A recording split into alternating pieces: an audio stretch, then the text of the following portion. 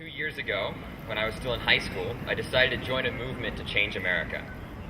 I got in a car with a few other students and drove to Reno, where I spent the days leading up to the Nevada caucuses, going door to door in the snow, telling voters how much their vote mattered.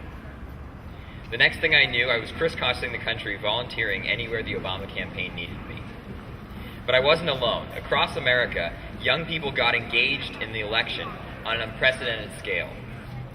We didn't travel long distances, canvass till our feet were sore, and lose way too much sleep just because it was popular. No, young people volunteered and turned out to vote in record numbers because we genuinely believed in a silly idea that we could change America. Today, that silly idea has become reality. The passage of the Student Aid and Fiscal Responsibility Act represents the single largest investment in higher education in American history. It will reform the student loan process by ending wasteful subsidies to private lenders, which will save taxpayers $68 billion over the next decade.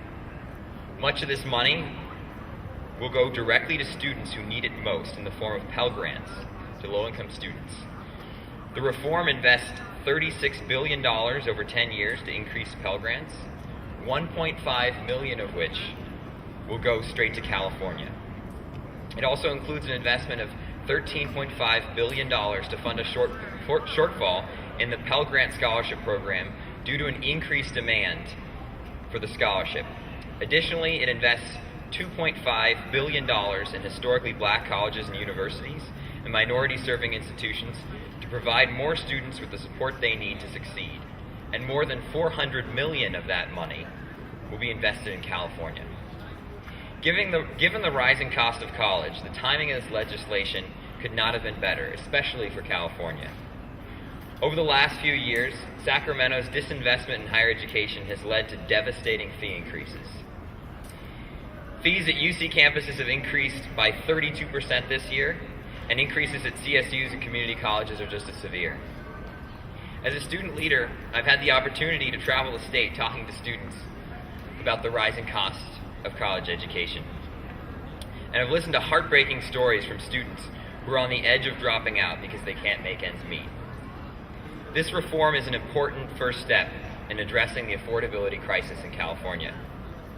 College Democrats and many other student organizations spent more than a year advocating for this legislation. We held rallies, called our members of Congress, and some students even traveled to Washington, D.C. to speak with their representatives directly. Meanwhile, special interests spent millions of dollars trying to defeat this reform. In the end, this was a struggle between students and banks, and students won. President Obama campaigned on reforming the student loan process when he was running for president, and now he and Democrats in Congress have fulfilled that promise. Students will keep that in mind as we head to the polls this November. Thank you.